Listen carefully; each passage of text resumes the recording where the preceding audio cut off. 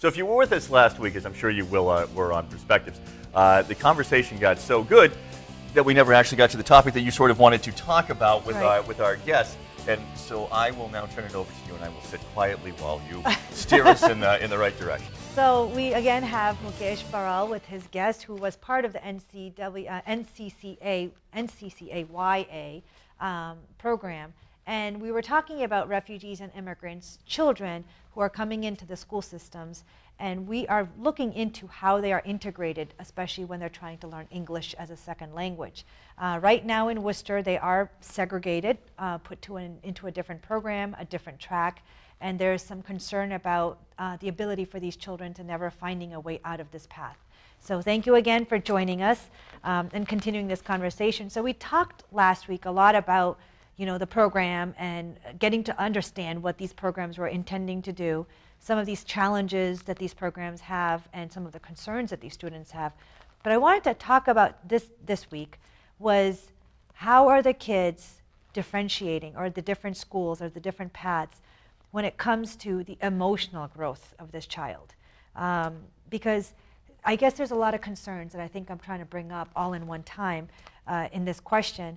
Is we talk a lot about in this country about making people more Americanized, integrating people into the American culture, into the American system. And I think that's what I'm concerned about. If that is the case, and that's what we want, how is segregating these children accomplishing any of that? Right, I mean, and just to jump in just for a second, I think that was your story last week.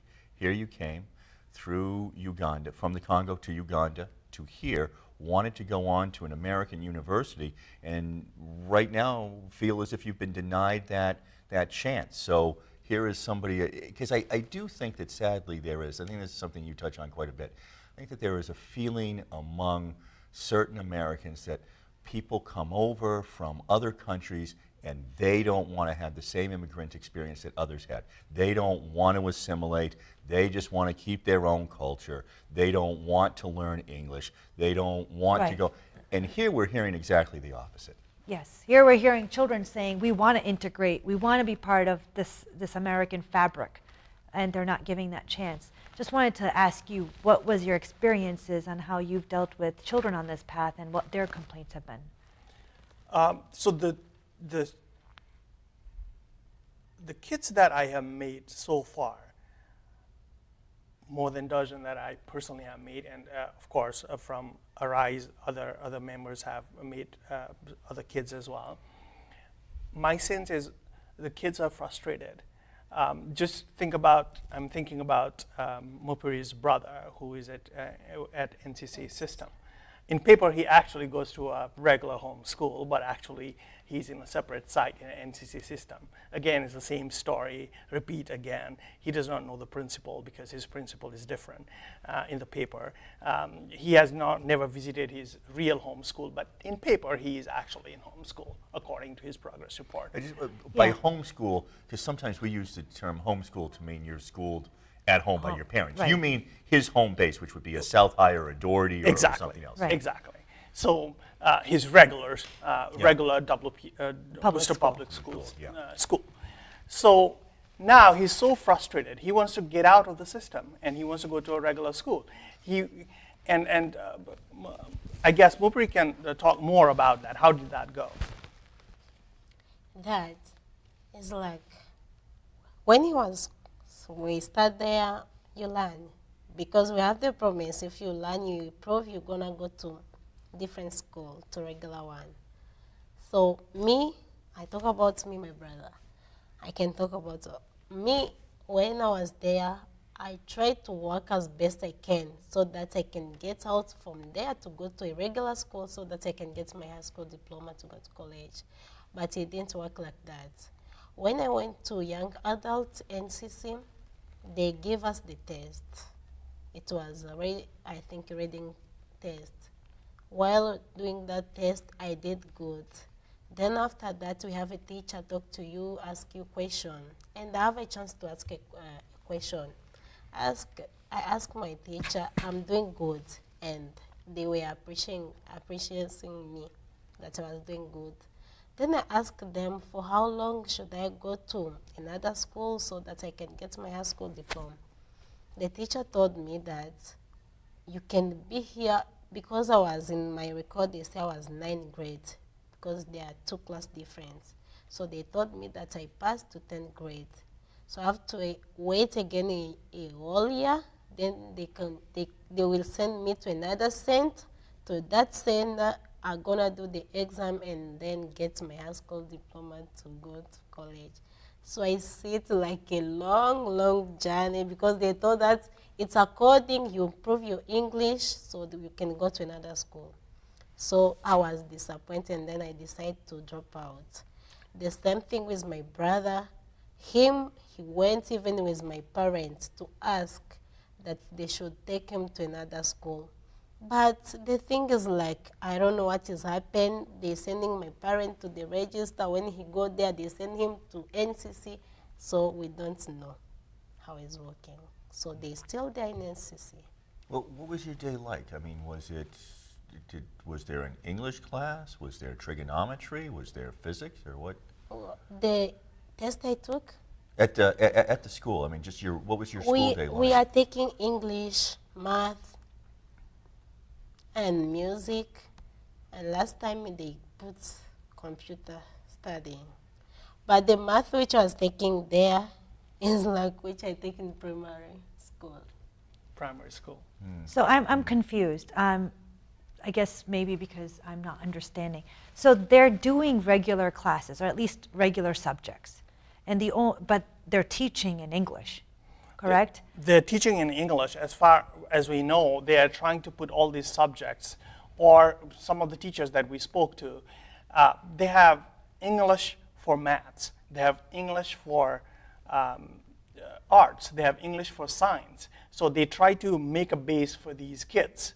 But like Mupuri was saying, they're so basic that the academics or the perspective of going up or getting a degree vanishes, because as they age, they won't have anything to show in the paper.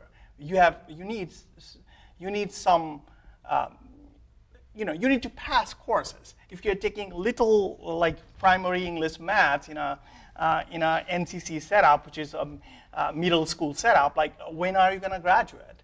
So if I understand this correctly, when you say English-based math, what you're saying is you're taking these kids and saying add means addition means plus sign, to kind of give them the English word for what a math symbol may mean, if I'm understanding this correctly.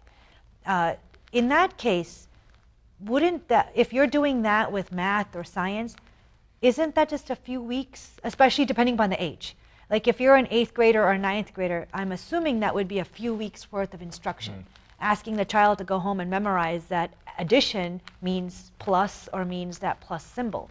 I'm just confused. Yeah, because it does. Seeing... I agree. It seems like two separate issues to me. So the one issue is we're going to place you according to your comprehension of the English language. The other should be we're going to place you in the appropriate grade. Right.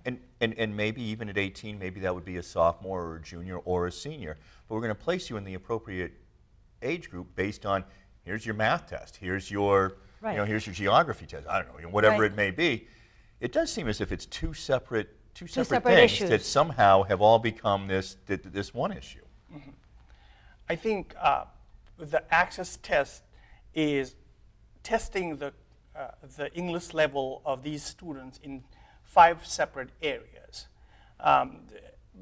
which is how is the student doing with overall class interaction, the test for that. How is the student doing in maths-based English? How is the student doing in science-based English? So social studies-based English. So all these are seen in a different way. And when all these areas are tested, if the kid is, according to the teachers, think that they are now ready to go to a regular public school, then they would be able to go to a regular public school. But I guess the issue that we are trying to kind of highlight is more of like how many days, how many months, how many years are these kids supposed to stay over here in order to go to their regular school? Yeah, the part that keeps coming up to me is we don't have separate but equal in America. I mean, Yeah.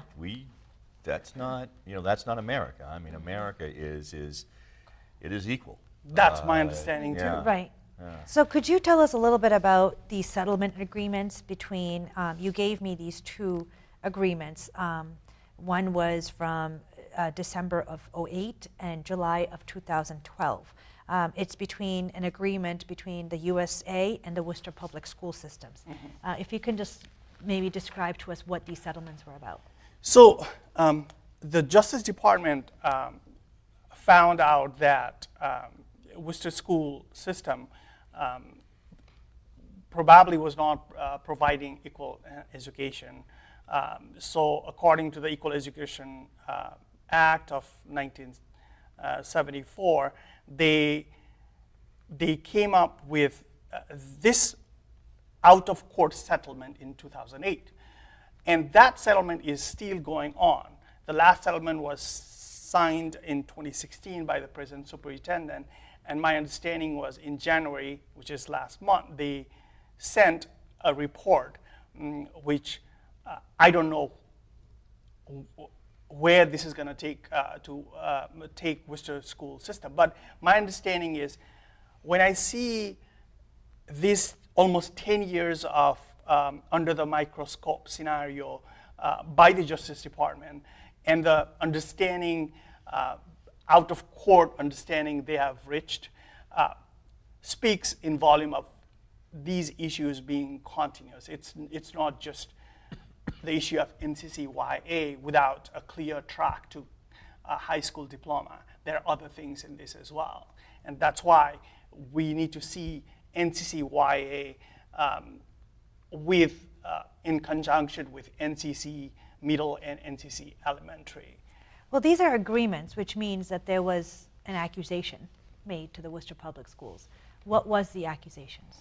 So I don't know who made the accusation, doesn't list it there, but the accusation was the ELL students were not provided with equal education at that particular point. And the settlement is still going on. I don't know how the improvement is, but it would be interesting to know. And so who is, when you said the report is being made, what is the report about? What the children are doing, or how it is equal? How they are improving the system, I believe, is what it is being asked in the report. And from 2008 to 2018 now, the school system probably is defending its ELL program. There probably are various topics from teachers training to class participation to so many things. But the school has an opportunity to show that they are providing ELL students the services they actually require.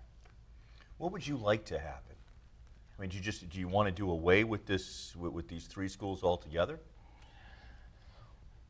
That's a very interesting question, and I see it as a systematic issue. It's not anybody's, we are not here to finger point people, but there is a system that is treating these children differently just because they are refugee or immigrants or different national origin according to the Justice Department website where this particular case is filed. I see this as an issue because these are other people from Asia, Africa. Most of the kids who go are either from Asia, Africa, or South America. These are the other kids. We can actually provide them the education in a different way. I see it in that way. And like you said, Hank, NCCYA does not provide a clear track to high school diploma. I don't even know how they can claim that that is a regular high school if these kids have to go to criminal centers for credit recovery, they are in a Worcester public system. Like the credit recovery is for somebody who actually drops out from the system. These kids were at NCC or NCCY for a long time, so they have never dropped out from the system. Or GED, if you are actually providing a track to GED, there is already a GED program, adult program. You don't need to set another program for young adult. And like you said, let's see how other cities are doing. I know the concern around, oh, the refugee and immigrants are like, in a way, we have to deal with so many refugee and immigrant kids. But refugee and immigrants are booming the economy of Worcester as well. Worcester is so vibrant because of immigrants and refugees. If they are making Worcester vibrant, why can't we provide an opportunity for their kids to actually enter to a regular school system? Well, something you said made me cringe. If you're saying that most of the kids in these schools, the NCCA schools, are Asian, African, or South American, I cringe that that looks like segregation. Not segregation based on English. But see, I have to believe that the Worcester school system has set this up with the best of intentions, and that it is because we are a refugee city. Right. And so the people who are in that, I still, the one component that I am missing is what, and I've got to believe that there is, that what is the pathway to go from one school to actually be able to sit in a classroom in South? And I've got to believe that for some students, there is that they do achieve that it was never meant to be that you would stay in a separate school for the entire life, particularly if you do come at 8 years old. There has to be a way for you to get that. So you clearly have brought your concerns to school committee members, to legislators, to superintendent. What's the reaction when you have the same conversation with with them that you're having with us?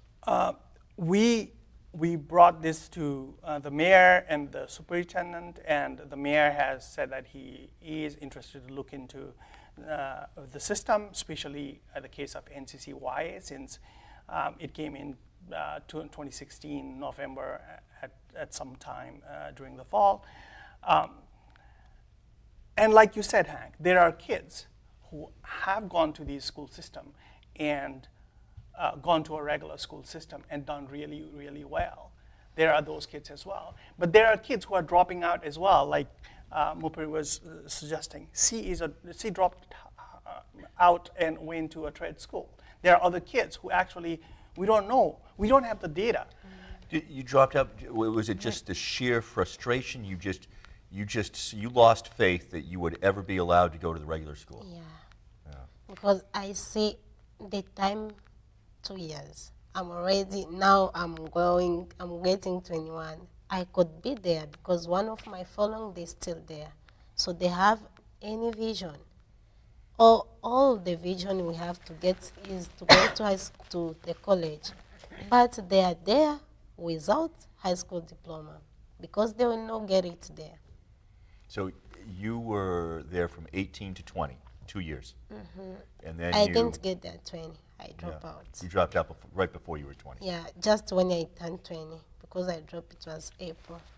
So what would have happened? I mean, what would you like to see? So if you had, when you arrived in Worcester, was it in the beginning, was it beneficial at all, or would you have liked to have gone to a regular classroom right away, even though you might not have been proficient in English?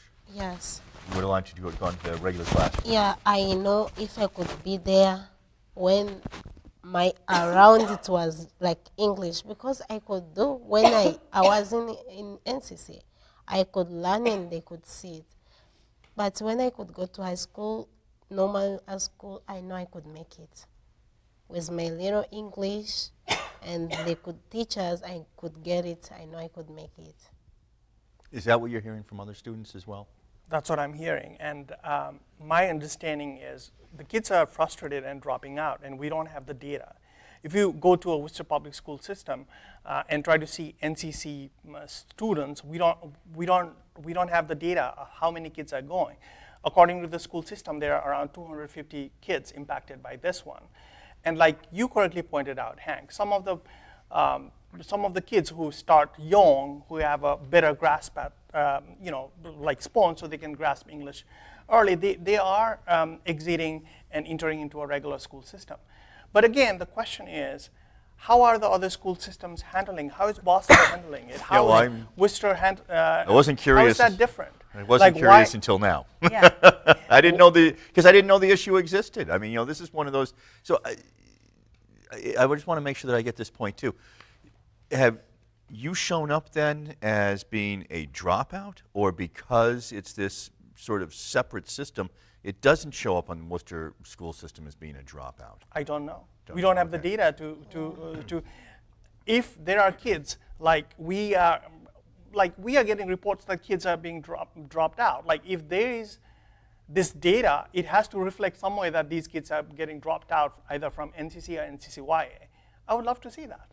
Yeah. So what are your next moves, your plans for moving forward? ARISE, Advocacy for Refugee and Immigrant Services for Empowerment, was established because we can speak for additional services required for empowerment. And we're talking about not additional services here, we are talking about the regular services, equal education access these kids should have received. Just because they were fleeing the war zone and didn't come with their documents of English proficiency or mark sheets to prove that they actually went to school, does not mean that they have to go to a separate school that probably does not bring any high school diploma or anything. My understanding, if it is equal education, Hank pointed out, in this country, as I understand as an American citizen, equal education is for everybody. So I don't know why these refugees and immigrants equal education rights has to be tested. I don't understand it. If Mupuri was resettled not in Worcester but Shrewsbury, she would have been going to a regular school now. Yes. So how are we just over the bridge? So I guess you're saying it's not just unequal in Worcester, but it's unequal compared to other districts. Exactly. Other states, other districts. So if this is the scenario, these refugees who are making Worcester vibrant proud would just walk out of Worcester and go somewhere else to have a better education chance for their kids. They would. If I was a refugee, not being able to send my kids to a regular school, I would have moved out. So what is Worcester's policy on this one? I don't know how you can justify that this is not unnecessary segregation. According to the Justice Department guidelines, the guidelines with Justice Department plus Department of Education, it says you can segregate if you're not supposed to segregate, but if you must, that's my understanding. There is a time of the day. For example, you would have a separate English class, right? And for other activities, you are supposed to bring all these kids who are refugee and immigrant to an academic session and teach them together. That's what it says. So I don't know how this is following the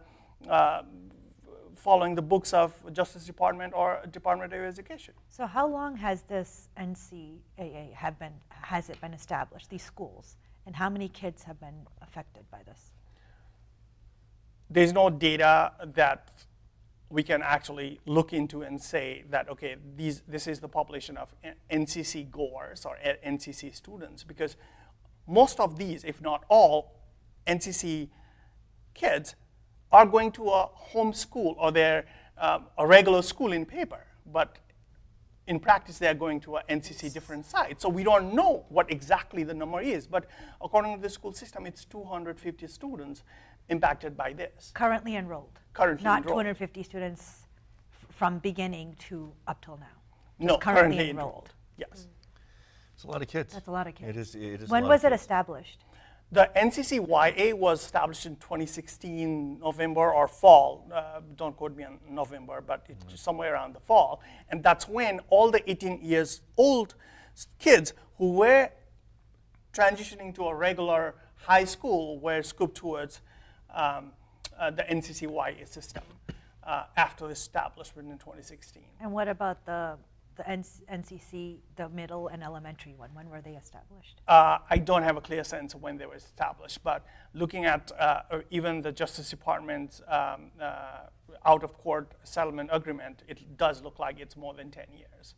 Oh, wow. I know we only have a moment or two left. I'm curious to learn a little bit more about Arise. Tell me about this organization. So Arise is a nonprofit that was established in 2013, November. And we are based in Shrewsbury. We actually work with refugee and immigrants in Worcester area because this is where the settlement is. We have been working with mental health, specifically for Bhutanese population. We had a grant that we just finished with Worcester Foundation, just defended the grant. We have been working to see how we can help these refugees who are resettled in United States in Worcester area to kind of show them the track to empowerment. That's what our main goal is. And we try to work with other nonprofits, so we don't really have to reinvent the wheel. If somebody's providing an English class, we don't really have to provide an English class. We can just send these refugees or immigrants to an English class there. So that's the basic idea of Arise. So if there are parents, immigrant and refugee parents, that want more information on how they can help their child, if their child is feeling like they want more and want to be integrated, do you offer help to the parents?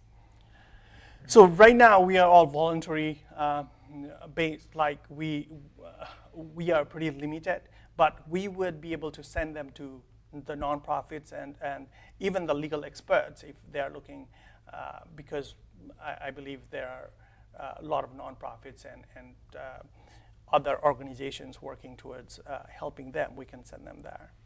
Boy, we are out of time. Out of time. Very, very interesting, and I look forward to. I know that we'll probably be reaching out to some people from the school department because we'll be interested in what they have to say as well. But we really have maybe 30 seconds to have you wrap up and give us your perspective. So what an interesting conversation again this week, continuing from last week, about English when it comes to immigrant and refugee children. Really, I understand that this must have been done in the best interest, the NCC and the NCCYA programs, but we really need to rethink this if the children are asking us to change the policies and the way this is happening. We need to give them equal education and really integrate them into our society along with other students and give them the whole school experience. So thank you for joining us, and we hope to see you again.